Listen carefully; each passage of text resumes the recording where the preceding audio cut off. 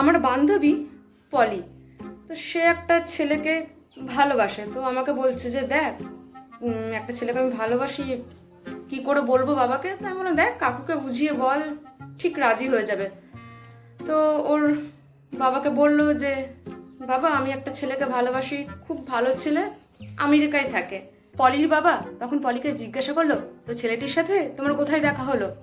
তো তখন পলি উত্তর দিল, ছেলেটির সাথে আমার পরিচয় হয়েছে ওয়েবসাইটে, আর ফেসবুকে আমরা বন্ধু হলাম, আর স্কাইপিতে ও আমাকে প্রপোজ করেছে, আর হোয়াটসঅ্যাপে আমরা 4 মাস ধরে ভালোবাসার কথা বলেছি। পলির বাবা তখন পলিকে বলল, ও রিয়েলি? তাহলে তার কোনো সমস্যাই নেই। তাহলে এক কাজ করো, টুইটারে বিয়ে করে নাও, আর ফ্লিপকার্টে বাচ্চা নিয়ে নিও, আর জিমেল থেকে রিসিভ করে নিও। আর ফাইনালি যদি বর পছন্দ না হয়, তাহলে এক কাজ করো, OLX বেচে দিও।